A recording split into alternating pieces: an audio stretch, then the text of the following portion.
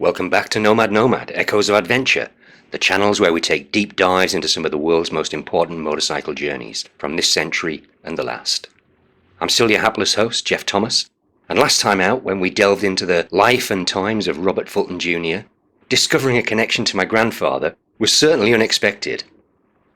Okay, connection is a little tenuous, but as we were talking about flying cars at the time, nobody's going to believe it anyway. Besides, only 3 people watched the video, and one of them was my able assistant Dyslexia. Anyway, talking about people not believing shit, did I tell you about the time I decided to do an iron butt on my Super Cub, the Honda C90? Well, like in episode 3, The Story of a Sill, this is going to be a self-indulgent detour, but it's a good one, and might even explain why I call myself hapless. So sit down, grab yourself a few beers, because that's exactly what I was doing when all of this came about. And in a long list of dumb ideas, this iron butt thing was certainly up there with the worst of them. It was back in January of 2013, at the tail end of an Horizons Unlimited Travellers meeting at Riders Corner up in Chiang Mai, northern Thailand. There were a few of us still hanging around, stragglers with nowhere to go and in no great hurry to get there. It had been a good weekend, and sitting in a bar listening to some guy in a bad tuxedo murdering Jason Mraz, we'd been chewing the overland fat. We had all been experienced two-wheel travellers, and over the course of that evening, we'd blown so much sunshine up each other's arses that if we'd all farted in unison, we could have melted half of fucking Siberia. I could blame the beer, but alcohol was just the shit that fertilised the seed. And when the aero-stitched American adventure rider had finished telling me more about geocaching than I'd ever needed to know, I really should have staggered off to my room. I'd been sitting next to my good friend Greg Fraser, and when his fellow American had moved on from geocaching to iron butts, the dig from Greg's elbow had actually left a fucking bruise. Greg knew what I thought about iron butts, because when I'm riding, I don't see any point in rushing past all of the good stuff too quickly. However, by the time the crooner in the bad tuxedo had moved on to murdering Madonna, the future had already been written. For those lucky people who aren't aware, an iron butt is a strange phenomenon where normally sane people try to ride a motorbike 1,000 miles in a period of 24 hours. It seems to be mostly American males, and that's an observation rather than a criticism. But as he'd explained why an iron butt in Thailand had been impossible, my horse had certainly been getting higher. I'm going to blame Greg Fraser for goading me into contradicting the Americans' claim that it couldn't be done. But if there was a word bigger than impossible, then once they'd seen my motorbike, that's the word they'd all been looking for. No, that wasn't my BMW parked outside on the pavement. I don't do BMWs. And when I'd pointed to the little scooter hiding behind the big Bavarian brute, the red and white Honda Super Cub C90, yes, the one with the Purotech shopping basket, or bamboo mules as I prefer to call them, even the dude in the bad tuxedo had hit me with a well-practiced side-eye. I could have told them that it wasn't a Honda Super Cub, but a Thai-built copy, but I didn't think that would have reduced their laughter. Sure, at 110 cc's it was bigger than the C90 Super Cub, but in truth, it's really just a 90cc piston slapping around inside a 110cc barrel.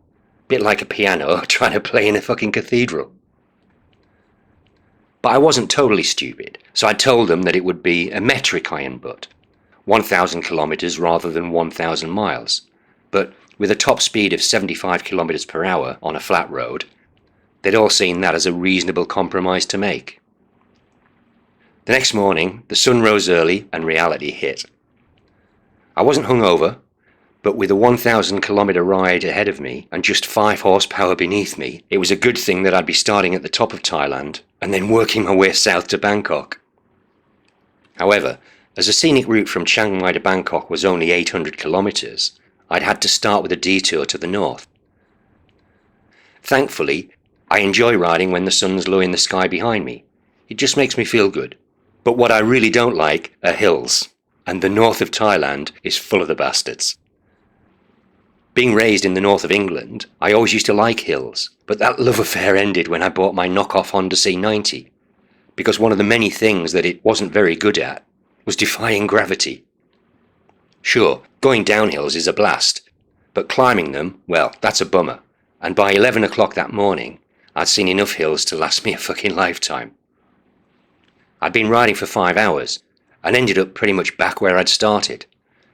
On a positive note, I'd already ridden 250 of the 1,000 kilometres, which, by my maths, is a quarter. I was actually feeling good. It was certainly a hot day for riding slowly, but the dandy new seat I'd fitted in Bangkok had been doing its job well, and 5 hours into the challenge, I'd been absolutely killing that metric iron butt. Leaving Chiang Mai for a second time, heading south on Asian Highway 1 was a bastard. I'd actually preferred the hills to the north, but I'd needed to pick up the pace and keep on riding south. 75 kilometres per hour with the throttle hard against the stop, knock-off Honda C90s aren't very fast, and boy was it busy. The traffic was damn near crushing me. Huge smoking trucks, passing within an inch of my bamboo panniers and blowing me halfway to hell and back, speeding cars and taxis, lots of people in really big hurries, and everything passing me at 1,000,000 miles an hour. Asian Highway 1 is a moody kind of road, the sort of road where nobody ever smiles or waves at you, even if they do think you're riding a Honda. Flut, flut, flut, flut, flut, flut, flut, flut, flut, flut, flut, flut, flut. If there's one sound that I hate, that's it. A puncture in the rear tyre. Spoked wheels meant inner tubes, and inner tubes are bitches to replace or repair, especially when you aren't carrying any tools with you. Thankfully, having come to a halt beside a red and white painted tractor tyre, I didn't have to push the scooter too far. The old tyre fitter wasn't a big talker, or it seems, too big on keeping adequate supplies for his chosen profession, and after handing him some money, he'd gone off on his bicycle to buy a replacement inner tube. About 20 minutes later, he'd wobbled back into his yard with a new inner tube, which was a very good sign, and a bottle of rice whiskey, which wasn't. I'd probably paid for both of them, but it was only after taking out the rear wheel that I'd realised he'd only had one tyre lever. 2 hands and one fucking tyre lever. I really should have carried on pushing it down the road and found a guy with at least the right equipment, but I didn't. I mean, did he struggle? And you know what? He was such a stubborn old bastard that he wouldn't even let me help. When he'd thrown down his tyre lever and stormed off into the house, I actually thought he'd given up. Unfortunately, he hadn't, and a few minutes later, he'd come back to me and the scooter with a spoon. A fucking spoon, for Christ's sake. What kind of tyre fitter uses a fucking spoon? All told, it took him about an hour that I couldn't spare, and when he'd finally finished, he couldn't find the security bolt that secures the torque arm to the brake drum. The torque arm's the thing that stops the hub of the wheel from spinning around when you brake, so it's really quite important. Anyway, he couldn't find the security bolt, and after rigging up a replacement, he'd actually blamed one of his dogs for eating it. I didn't care. I just wanted to keep riding and get the hell away from him. He really was a miserable old bastard, and that's unusual for Thailand. Flut, flut, flut, flut, flut, flut, flut, flut, flut, flut, flut, flut, flut, flut. Not again. I'd ridden less than 1 kilometre, and the back tyre was flat again. Thankfully, this time 4 young kids with big smiles had been there with some sound advice. They'd known a good guy with 2 tyre levers, and his workshop hadn't been too much further down the road. I'd found him quickly, and when he'd removed the rear flat tyre, can you guess what he found inside it? No, not Lord Lucan, or even Shergar, but the bloody security bolt that the miserable old bastard had lost a few minutes earlier. Yeah, he'd dropped the security bolt inside the rear tyre and then fitted it onto the rim of the bike. And of course, it had totally shredded a brand new inner tube. What a bastard. Anyway, the young tyre fitter had another new tube installed in minutes, and even wiped his oily fingerprints off the chromework. I liked that. It was a touch of class, and added to the fact that he had several sets of tyre levers, it really showed that he cared.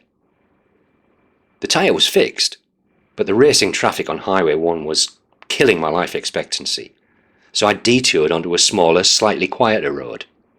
Now, you remember my long list of stupid ideas? Well, that's when it got a little longer. The road service had gradually deteriorated, and then changed to shit, and then turned out not to be a road at all.